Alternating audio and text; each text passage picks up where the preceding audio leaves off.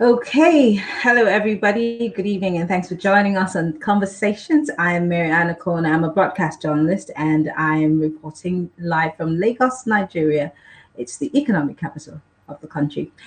Well, today we're going to be taking a trip to Zimbabwe. The last time we were in Zimbabwe, we were talking about the water crisis in one of the cities in Zimbabwe. But today we're going to be focusing on Harare. And as you can see on the screen, there is a hashtag free Mako. And I'm sure everybody's wondering, what exactly is Free Mako about? I'm going to read briefly what led up to this because my guest tonight is an activist, and she's a human rights activist, I beg your pardon. And she's going to tell us exactly what's happening to this activist that was arrested in Harare, and the agitations that we're seeing on social media, the hashtags that we're seeing on social media, and of course, what exactly the government's response is towards this protest of sorts. Well, a court in Zimbabwe had sentenced an opposition activist to 14 months in prison for inciting public violence. Defense lawyers Makombe Burero was convicted last week on circumstantial evidence, and the MDC Alliance claimed he's a victim of political prosecution. Now, there was heavy police presence outside the Harare Magistrates Court as his supporters gathered ahead of the sentencing. They used the Twitter hashtag FreeMako, and a video clip of a candlelight vigil was held for him on a particular Monday night, and was posted on Twitter. Right after that, of course, we've seen so many people speaking openly against his prosecution, against his arrest. And most people across the world have, at some point or the other, seen how activists or very outspoken, maybe journalists or normal citizens who've spoken against governments in different parts of the world, or maybe, certain politicians, and these people end up in prison. So today, my guest is Thandekile Moyo, and she is a human rights activist. Thandekile, thank you so much for joining us. It was so difficult for us to get on here. We were supposed to be here at 8, but thank goodness we're here. Thank you so much for joining us. And she's joining us live from Harare, Zimbabwe. Thank you for inviting me. I'm in Gwanda, Zimbabwe. It's another small town. Yes. Okay, great. I'm going to learn more and more about Zimbabwe. I have a friend who's from, I can't remember the city that, Bulawayo. I love Bulawayo, even though I've never been there, but I know a lot of people from Bulawayo. So, and they give us a background. I mean, I've given you what the papers had to say about Mako's arrest, but give us a fair knowledge because people are watching us from across the world. And they want to know exactly why this activist was arrested by the government on circumstantial evidence. Thank you so much for this chance to speak about Makomborero, because Makomborero is a human rights defender in Zimbabwe who has been persecuted by this government for several years now. So I'll give you a brief history about him. He started off as a student activist. And as a student, he was advocating for rights of students in universities.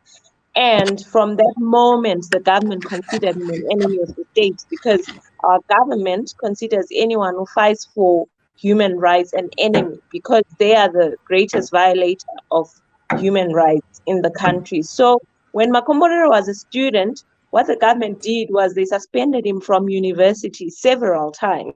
They would suspend him and he would appeal. They would suspend him again. So Makomborero did not even manage to finish his degree in psychology at the University of Zimbabwe. He ended up being expelled in his final semester. And all this was political persecution because they were trying to frustrate him and stop him from his activism.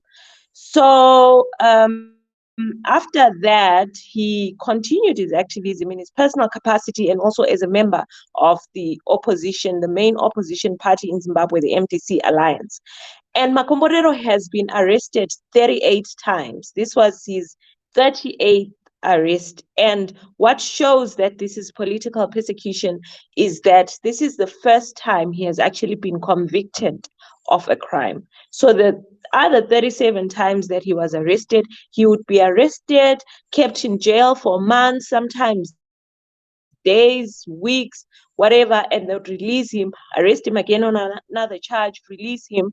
They're showing that he is not a criminal. They did not have anything to keep him in prison for, but they just wanted to frustrate his efforts at defending human rights.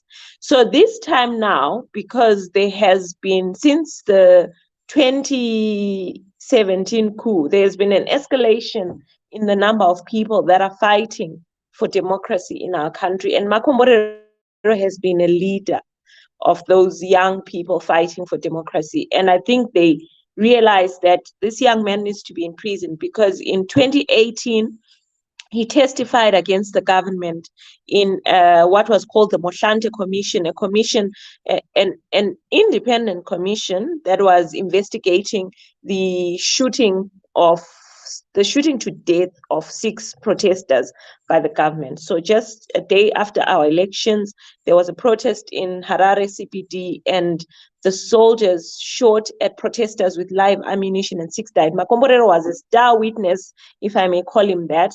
And that angered the government again, and the persecution intensified against him. They've arrested him for all sorts of dubious charges. One day it's public nuisance, another day it's inciting violence.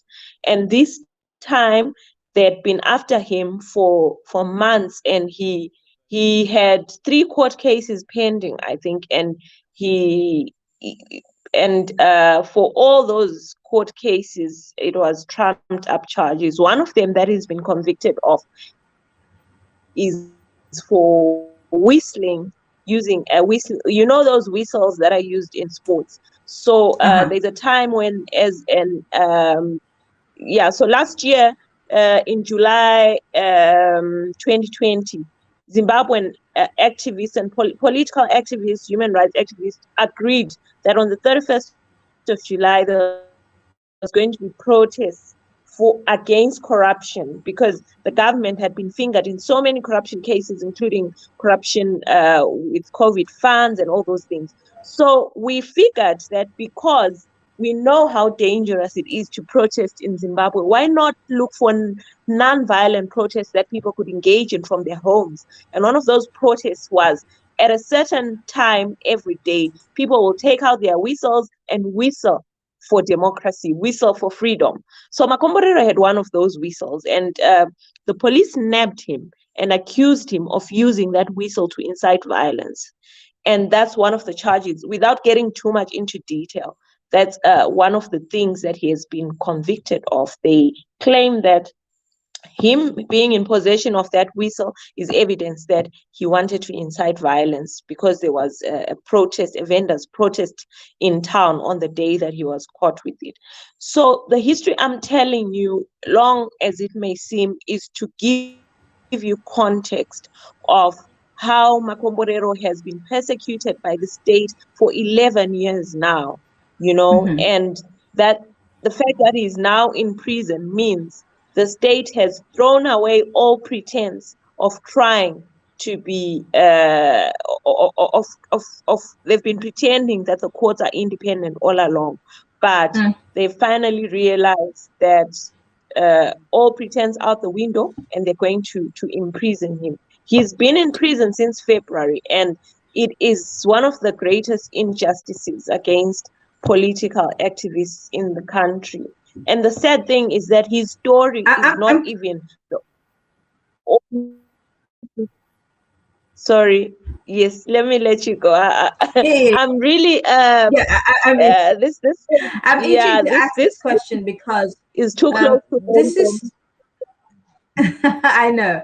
I'm itching to ask the question because this is not something that's new in Africa, because we see that there seem to be more political prisoners and prisoners of conscience, because maybe the government of the day is either dictatorial, or they seem not to like the standpoint of the people who are outspoken are these activists. And I'm asking, are there several other people who fall in the category of Mako here? Because you seem to say that the government have been after him for 11 years. So I mean, that's a long time.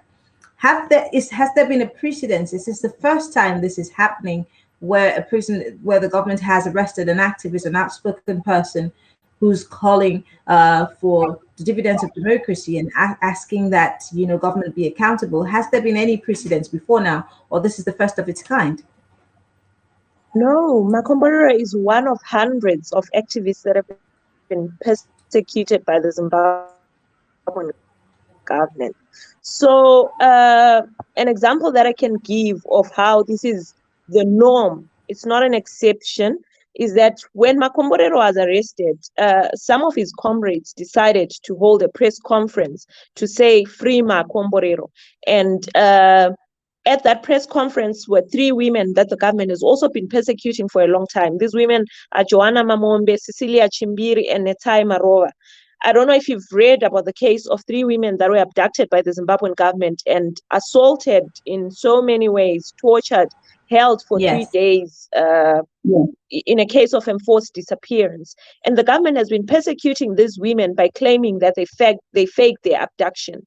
And they've been failing to imprison them because they know that these are trumped up charges. But to frustrate them, they've arrested them for that, and they keep putting them in prison and getting them out. So these women were also at the conference that was calling for the freedom of Makomborero. And what did the government do? Instead of letting them have their press conference, they arrested them as well. And they spent about 2 months in prison. They were just released on bail, I think last week, showing that Makomborero's arrest is part of a systematic and widespread attack on activists and political opponents by the government of Zimbabwe. And right now, as we speak, there are so many other people in jail. It's not just Makomborero, and it would be an injustice for me to start naming them, because it would mean so many people are erased from the story, because I don't even know all of them. We've got these two political opposition members who have been in prison for the past few years. I think one of them is called Last, and the other name has slipped out of my mind, who are accused of a murder that they did not commit in a clear case of political persecution. So it is normal in Zimbabwe that if you speak out against the government, you are in danger. We've got cases of even the spokesperson of the main opposition MDC alliance, Fatai Mahiri, who was arrested herself last year in July and several times afterwards, simply for speaking out, for saying, we want a better Zimbabwe, we need new leaders, we want accountability, transparency. If you say that to the government of Zimbabwe, you become an enemy of the state. This sounds very familiar to me, because in October of 2020, Nigerians also demanded for an end to bad governance, and an end to, and a lot, some people were shot at, and that matter is still a case that the government is yet to accept if people were killed or not. And like I said, this is something that's very used to happening in Africa, and it really makes us wonder if we can really ever have good governance in Africa if we keep having dissenting voices from outside the government being shut down by the government because they do not like what they're saying. But let me move on to talk about the leadership of President Emerson Mnangagwa. What's it been like? Because of course, former President Robert Mugabe used to be seen as, a strong force, someone who many have criticized his modus operandi. But then, of course, he died, and Emerson Mnangagwa became the president. How has he handled leadership so far? And is there more to it than what we see on international media, or from the stories that are coming out of Zimbabwe?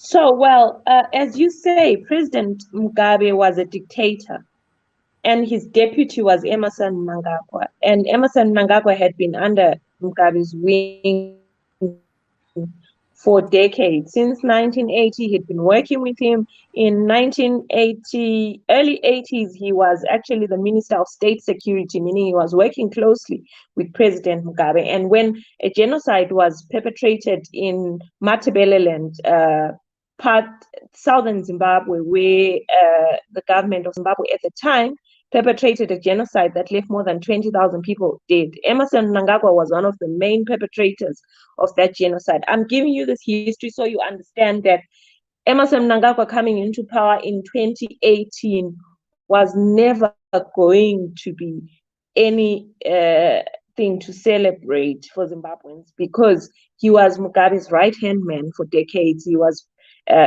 he co-perpetrated all the crimes that Robert Mugabe is accused of. What that simply means is that President Mnangagwa is somebody who, if he lets go of power, the next place is going to be is probably a prison cell. So this is the reason why these people hold on to power, and that is why they are so repressive and violent, because it's the only way that they can hold on to power, and it's the only way that they can keep themselves from prison. So from 2018, when President Mnangagwa became president, his main agenda has been to hold on to power.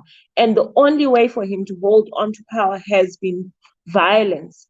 He's perpetrated so much violence in the few years that he has been president that it is scary to think how bad it's going to be going forward, because we're approaching election year and we know that the country has so many dissenters who are quiet out of fear. So they are probably going to express their dissent during elections. And this is the time, election time is the time that this government has shown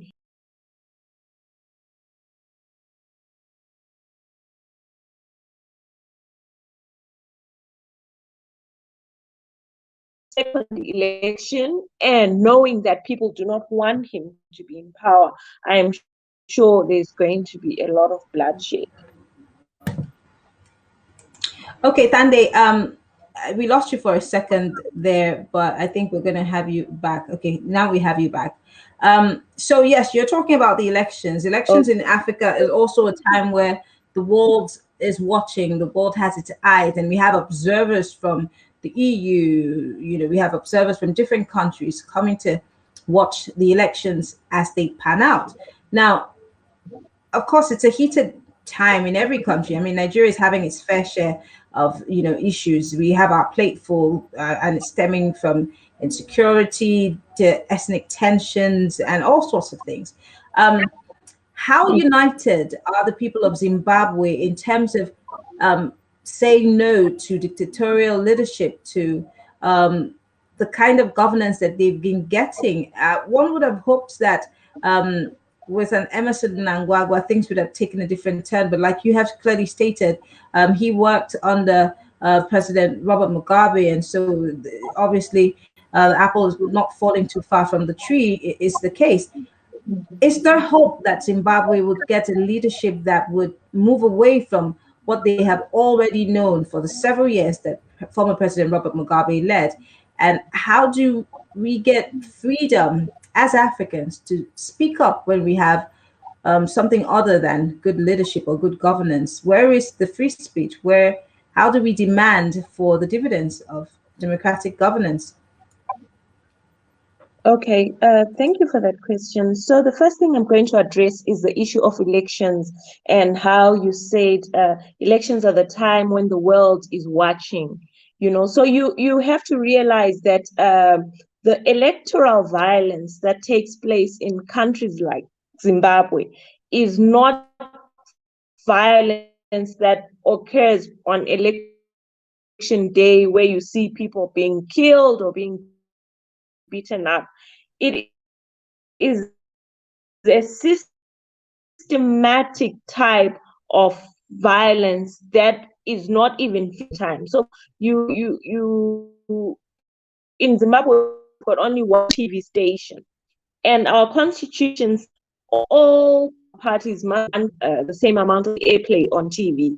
But you'll find that elections are rigged simply by never giving opposition any airplay. So on TV, you see opposition never gets any airplay on TV. So that is one way that they rig elections. Another way of rigging elections is by the voters' roll. That is manipulated in so many ways, adding ghost voters. And the simple fact that, like, for example, in the 2018 election, the voters' roll has to be available for inspection. But government, because they control the institution that runs elections, the Electoral Commission, never availed that voters' roll. So you'll find that the world rules elections as free and fair simply by looking at what happened on election day and a few days before elections. But elections are rigged months before that, So this notion of elections being free and fair has to be looked at in a context of what exactly is a free and fair election,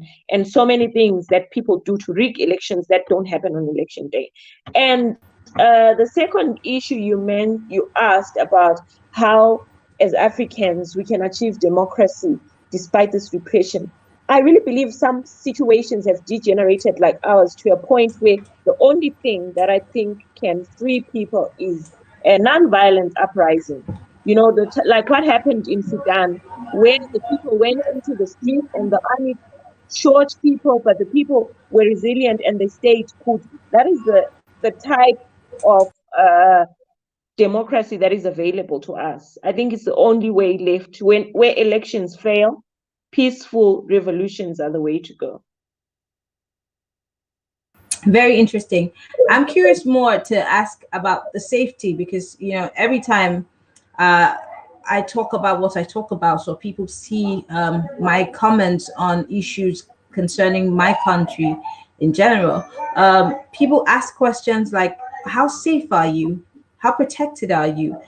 Because again, the government can come for you if you're too outspoken or if you're too opinionated. And in Zimbabwe, if this is happening to a human rights activist, and he has been, the government has been on his trails for 11 years.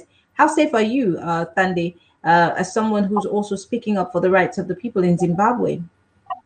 I'm not safe at all, So when you do this, you know that you are not safe. And there's a point you reach, like the point that I've reached, which is a point of no return. There is nothing that I can do right now that will make me safe. So the only way is forward. So, for example, this July 2020 protest that I was telling you about, my research assistant was abducted by state agents and they tortured him. They held him and tortured him for, I think, 3 days as well. And they gave him a message for me. They tried to lure me as well by using his phone to call me and tell me to go and meet him. Fortunately, I managed to, I did not get abducted on the day, but they gave him a message to tell me that when they do catch me, they're going to rape me and all sorts of things. So I live with that threat every day. But to be honest, yes, I do not want to die, but I think I am more, my priority is freedom more than anything else. I'm not free when I'm not fighting the state. I don't know if you get what I'm trying to say, that even if I I were to do. keep quiet about what's going on, I'll still not be free because there's no economic freedom in my country. There is no kind of freedom at all. So the only option that is available for us is to fight for our freedom, even though it is unsafe to do so. I must applaud your resilience, and because it takes a lot of guts to put up that front. It's very difficult to be a very outspoken person, to stand up for the rights of other people, including your rights, in a state where there is not necessarily freedom of speech. But let's quickly, before we wrap this up, talk about what the future holds for Zimbabwe. um, I'm not sure. The number fails me. I think 35 years of former President Mugabe's rule, and now you have an Emerson Mnangagwa. Is there room for young people with bright minds and better, ideas for Zimbabwe to further the cause of the country? In the pipelines, is there any group of movement of sorts where they might not necessarily be violent, but are the young people of Zimbabwe coming to a table of sorts to have conversations on how they can take back their country. And I'm not talking about taking it back literally, but of course, changing the course of the country and seeing how they can also run for these offices to maybe change the future of the country. Oh yes, absolutely. I mean, there's always room for more people to join, but I think the young people of Zimbabwe, we there's a lot of apathy in our country, and a lot of it is because of fear, the fear that comes with being in politics. But despite that, you find that there's so many young people fighting from different fronts, amendments that the government has embarked on. And you'll find that Makomborero himself was also fighting from a political and social front. So we've got so many young people that have stood up to this government and said, we know that this is dangerous, but we are going to keep fighting. But because the state is powerful and repressive, people fail to consolidate. But despite that, I believe there's a lot of pressure from so many different fronts. We've got teachers associations led by young people that are also fighting for economic freedom for teachers and all that. So young people are really stepping up to the plate, in my opinion.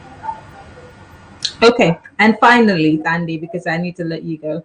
Um, when you say that young people are ready to stand up, in my country, we have what the not too young to run bill, and that was signed by a sitting president.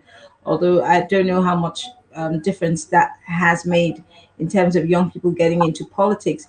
Um, Again, there is that saying that politics is a dirty game, hence the reason why a lot of people don't get involved. I mean, people who are well meaning and people who have great ideas on how to lead a country, most of these people, shy away for either religious reasons, because Africans were very religious people, and sometimes we think that faith and politics should not mix. It's like oil and water.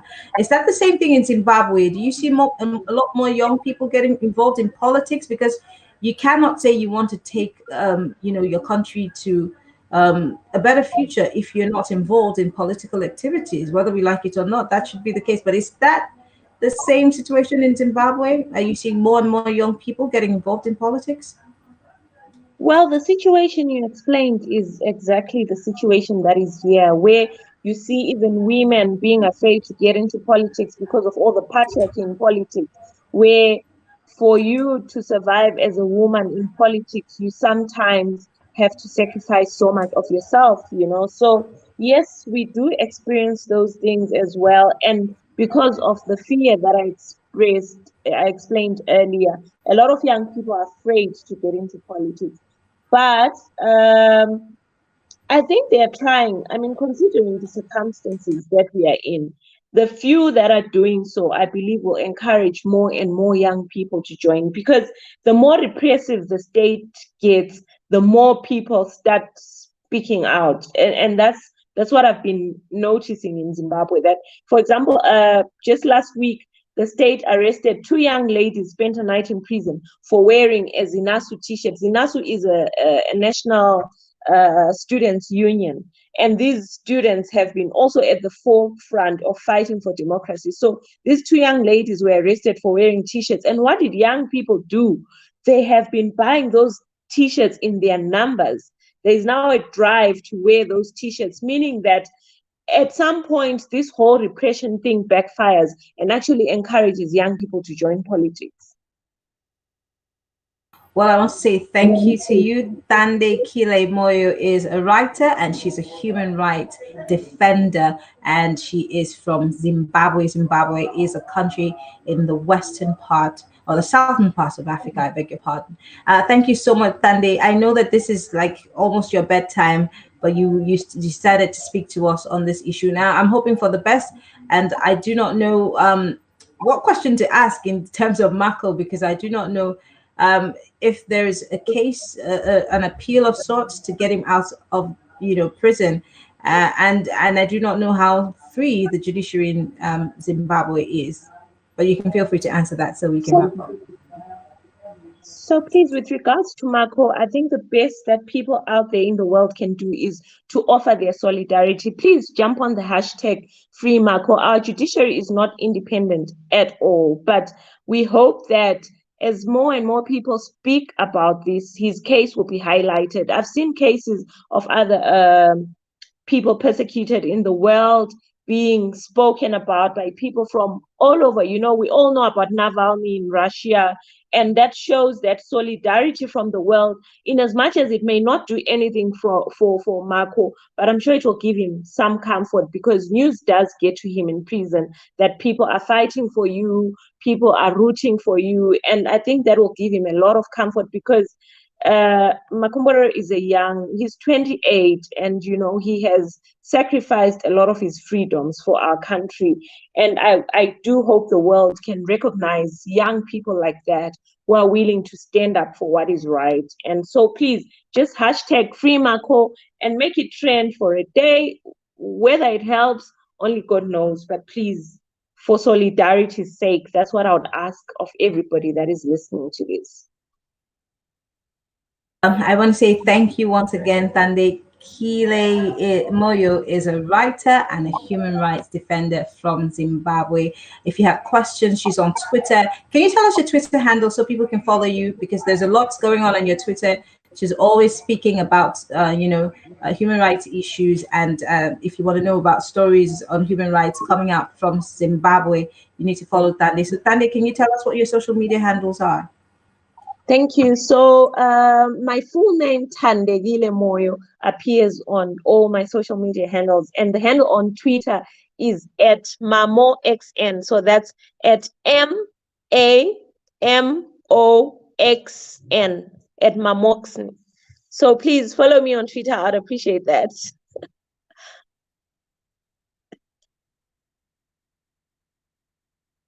Hello? Well, Tande, can you hear me now? Can you hear me? Yes, I can hear you. I don't know if you got my handle for yes, Twitter. We did. Yes. Okay, that's so fine. everybody can follow you and follow the hashtag Free Mako. Mako is yes, MAKO.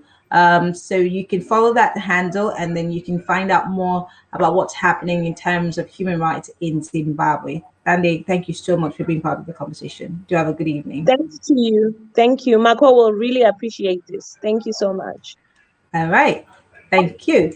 Well, my name is Mary Anako, and it's been a very good and very interesting, educating conversation with Tande from Zimbabwe, talking about human rights activists being oppressed, being imprisoned under President Emerson Mnangagwa.